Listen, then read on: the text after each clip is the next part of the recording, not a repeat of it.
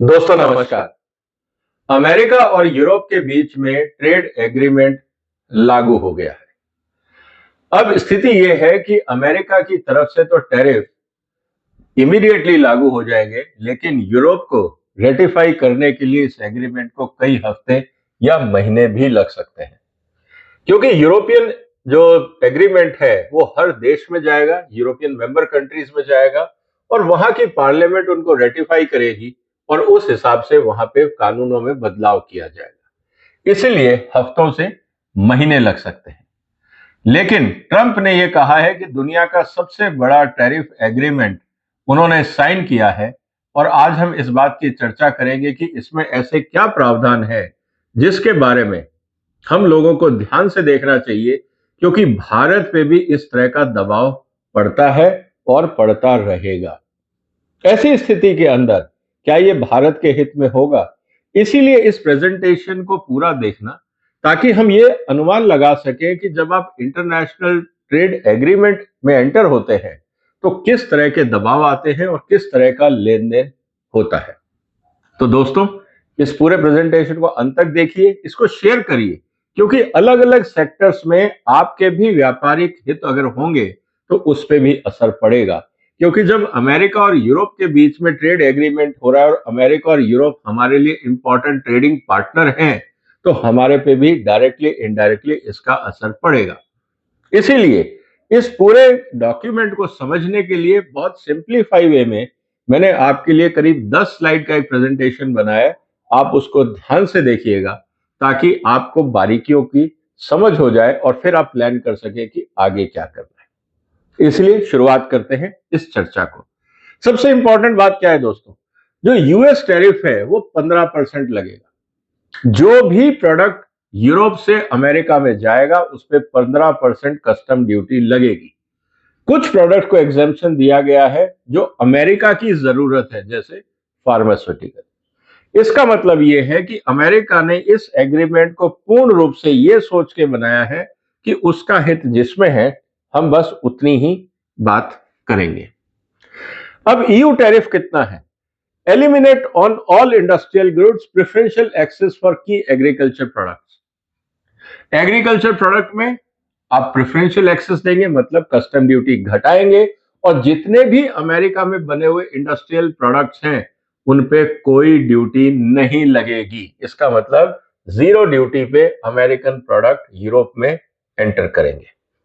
सबसे इंपॉर्टेंट बात क्या है?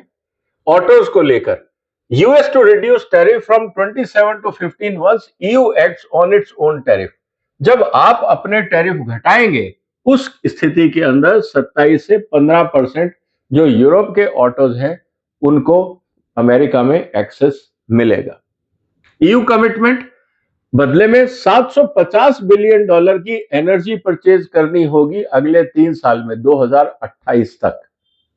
अब सवाल इस बात का है कि जब तक ट्रंप साहब का कार्यकाल रहेगा, हर साल करीब $250 बिलियन का, ऑलमोस्ट यू कैन से कि हर वर्किंग डे पे $1 बिलियन की एनर्जी यूरोप को अमेरिका से खरीदनी होगी।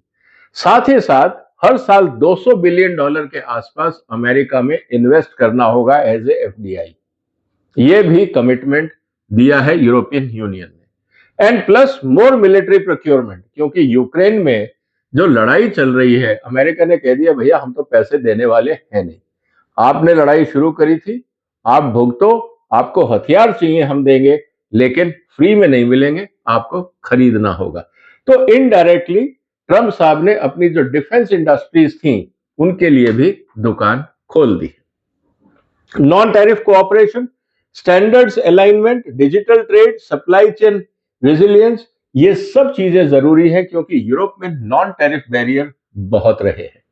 ऐसी स्थिति के अंदर जब Europe non tariff barrier America के हटाएगा तो पूरी दुनिया के लिए नहीं हटाने पड़ेंगे, नहीं तो फिर डब्ल्यूटीओ में चैलेंज होगा। अब ये देखते हैं कि किस तरह से इंटरेस्टिंग डेवलपमेंट होगी।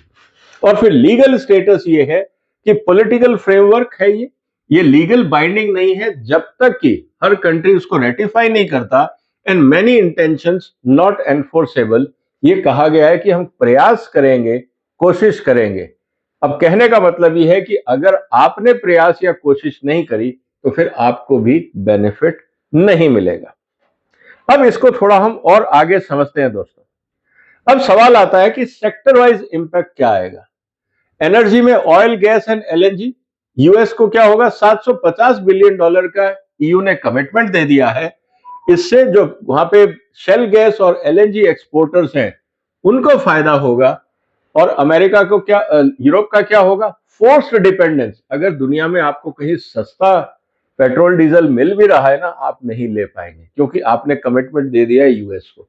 इसका मतलब यह है कि अगर कल को यूएस की कंपनियां रेट बढ़ा दें या अंतरराष्ट्रीय बाजार में आप नेगोशिएट करके और सस्ता ले सकते थे, जैसे इंडिया यूरोप रशिया से ले रहा है, ऐसी स्थिति के अंदर यूरोप को नुकसान होगा क्योंकि ऊंचे दाम पर आपको खरीदना होगा, चाहे अंतरराष्ट्रीय बाजार में सस्ते ऑप्शन भी अवेलेबल हो। ये है ट्रंप के साथ डील करने का नुकसान। ऑटोमोबाइल्स न्यूट्रल और mixed, US auto exporter to EU face fewer barriers, क्योंकि वहां जो इंजीनियरिंग प्रोडक्ट्स हैं उनके टैरिफ 0 हो गए हैं। दूसरी तरफ 15% ऑन ईयू एक्सपोर्ट्स, मतलब अमेरिका से जो कार बन के आएगी यूरोप में उस पर तो लगेगा 0%। यूरोप से जो बनकर कार जाएगी अमेरिका उस पर लगेगी 15% ड्यूटी। क्या ये फेयर ट्रेड है? ये आपको सोचना है। And threatening up to 70,000 jobs in US, in Germany and Italy. 70,000 लोगों की नौकरी जा सकती है इस एग्रीमेंट से। इसीलिए आप देखोगे आने वाले दिनों में जर्मनी और इटली में प्रदर्शन होंगे, लोग सड़कों पे आएंगे और कहेंगे हम इस डील को नहीं मानते। आप भी देखिएगा, हम भी देखेंगे। एरोस्पेस एंड एयरक्राफ्ट, बोइंग के लिए बाजार खुला है और ड्यूटी फ्री एक्सेस होगा। जो बोइंग के प्रोडक्ट्स हैं, कंपोनेंट्स हैं, वो यूरोप जाने में। और दूसरी तरफ एयरबस और ईयू पार्ट्स भी एग्जेम्प्टेड है टैरिफ से, सप्लाई चेन स्टेबलाइज करने के लिए। तो यहां पे आप ये कह सकते हैं एविएशन इंडस्ट्री में बराबर की बात है। सेमीकंडक्टर में क्योंकि दोनों को जरूरत है, इसलिए यूएस फर्म्स को फायदा होगा और साथ ही साथ जो चिप मैन्युफैक्चरर्स हैं ईयू में उनको भी फायदा होगा, क्योंकि ये टेक्नोलॉजिकल नीड है। यहां पे दोनों की बात हो रही। फार्मास्यूटिकल में क्योंकि ड्यूटी नहीं लगाई गई है, इसलिए दोनों का फायदा है। यूएस का बाजार रहेगा और क्योंकि काफी मैन्युफैक्चरिंग होती है यूरोप के अंदर, वहां से मैन्युफैक्चरिंग होके जाएगा। और अभी क्योंकि ड्यूटी फ्री है एंट्री, इसलिए यूरोप को फायदा है। कल अगर बाजी पलटती है तो फिर सोचना होगा। एग्रीकल्चर में सोयाबीन, कॉर्न, डेयरी, ये प्रोडक्ट है जिसपे अमेरिका भारत पे भी दबाव डाल रहा है। क्या किया उन्होंने कि EU agrees to expand US farm import, जो भारत को देना चाह रहे थे, यूरोप को प्रेशराइज किया, वो एक्सेप्ट करेंगे। And EU farmers fear displacement specially in France and Poland. और यहां पे आप देखेंगे कि किसानों का आंदोलन फ्रांस और पोलैंड में भी हो सकता है। जो दिक्कत भारत को थी वही दिक्कत इन देशों को भी हो जाएगी। वाइन एंड स्पिरिट, अब higher tariff on EU wines hurt French and Italian exports.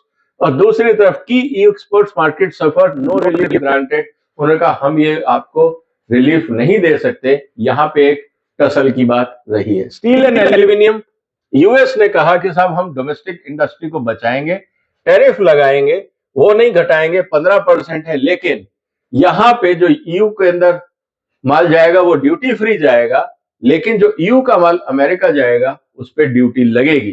तो फिर वो नुकसान यूरोप का हुआ।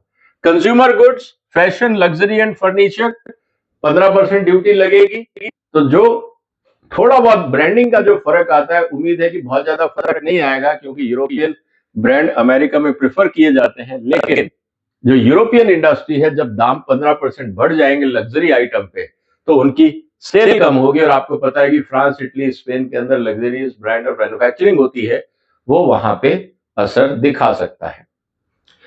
डिजिटल सर्विस एंड डेटा, यहां पे भी यही प्रॉब्लम है अभी तक, क्योंकि ये नेगोशिएशन चल रहा है डेटा प्रोटेक्शन को लेकर। जैसे भारत ने भी कहा कि डेटा प्रोटेक्शन लोगे, हम कंसेशन नहीं देंगे। यूरोप ने भी वो कहा है। अब देखते हैं कि आगे क्या होता है। इन्वेस्टमेंट एंड कैपिटल फ्लो, जैसा कहा कि $600 बिलियन यूरोपियन यूनियन अमेरिका में इन्वेस्ट करेगा, बदले में क्या मिलेगा? कुछ नहीं। क्या अमेरिकन कंपनीज यूरोप में इन्वेस्ट करेंगी? ऐसा कोई कमिटमेंट नहीं है। कंज्यूमर्स की जहां तक बात है, यहां पे दोनों तरफ से, क्योंकि टैरिफ बढ़ गया 15%, तो कंज्यूमर्स को ज्यादा देना पड़ेगा। और यूरोप का क्योंकि माल कम बिक रहा है टैरिफ बढ़ने से, तो यूरोप का भी नुकसान है। तो टैरिफ बढ़ने से कंज्यूमर्स का तो नुकसान होता ही है। इसको और सिंप्लीफाई वे में समझने का प्रयास करते हैं। हरे वाले में आपको पता लगेगा कि किसका फायदा है। यह है यूएस का इंपैक्ट। ज्यादातर में अगर आप देखें, यूएस को फायदा है दो सेक्टर्स में, मामूली सा जिसको आप कह सकते हैं कि इंपैक्ट आ सकता है। दूसरी तरफ ईयू को ऑलमोस्ट हर चीज में घाटा है। फिर भी एग्रीमेंट क्यों हुआ, यह समझने की बात है, क्योंकि इस समय यूक्रेन युद्ध सिर पे सवार है। कितना किसमें लॉस होगा अगर हम देखें तो इन्वेस्टमेंट एंड कैपिटल में ईयू पे इंपैक्ट क्या आ रहा है, करीब आएगा $7 बिलियन का। कंज्यूमर गुड्स में नेगेटिव आएगा असर करीब $50 बिलियन का। स्टील इंडस्ट्री के अंदर नेगेटिव आएगा $10 बिलियन का यूरोप के ऊपर। ये लाल वाली जो लाइनें हैं दोस्तों, ये है यूरोप के ऊपर नेगेटिव असर जो हो रहा है। इसके अलावा एग्रीकल्चर में आप देखेंगे कि यहां पे भी करीब $18 बिलियन का इंपैक्ट है। फार्मास्यूटिकल के अंदर यूएस को फायदा है, $116 बिलियन का इंपोर्ट होता है वहां से यूरोप से। सेमीकंडक्टर्स में करीब $80 बिलियन का ट्रेड अपॉर्चुनिटी है। एरोस्पेस के अंदर करीब $100 बिलियन की अपॉर्चुनिटी, यहां भी यूएस को फायदा है। ऑटोमोबाइल्स में करीब $120 बिलियन का ट्रेड होता है, यूरोप को नुकसान होने की उम्मीद है। और एनर्जी की जहां तक बात है, करीब $750 बिलियन का कमिटमेंट किया गया है यूरोप के द्वारा।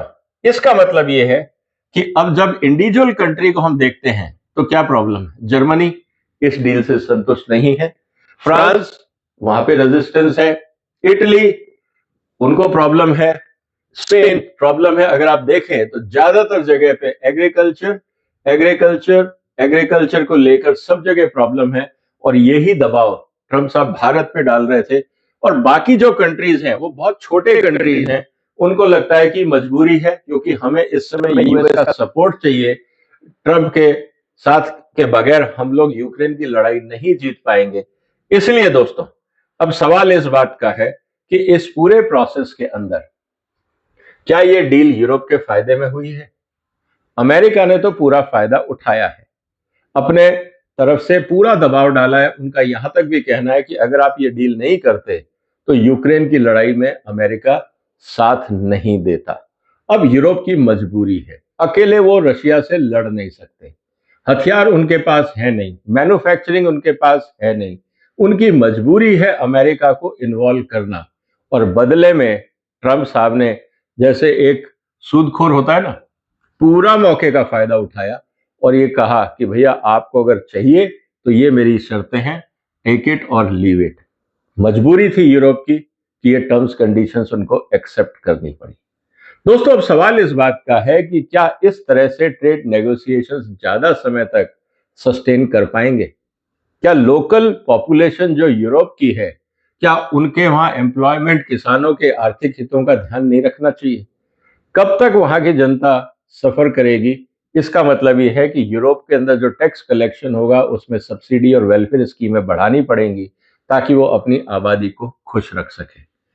इसके अलावा एक चीज जो आने वाले दिनों में आपको दिखेगी कि जो आज नेता वहां पे सत्ता में हैं, जब वो चुनाव में जाएंगे तो क्या जनता उनको साथ देगी। पहली बात, क्या ऑपोजिशन इस पूरी डील को मुद्दा बनाएगा और सत्तारूढ़ दलों को बदलेगा।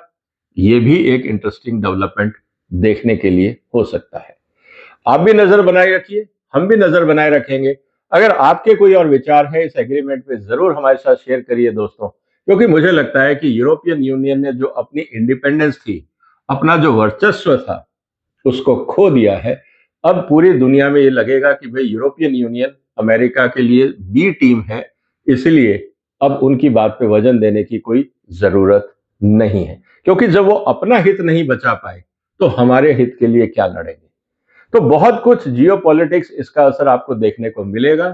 अब देखेंगे वक्त के साथ क्या बदलाव आते हैं। आप इस वीडियो को शेयर करिए, इस चैनल को सपोर्ट करिए, सब्सक्राइब करिए। फिर मुलाकात होगी एक और महत्वपूर्ण मुद्दे के साथ। तब तक जो भी आपके विचार हो कमेंट बॉक्स में लिखिए। अपना ध्यान रखिए। फिलहाल वंदे मातरम।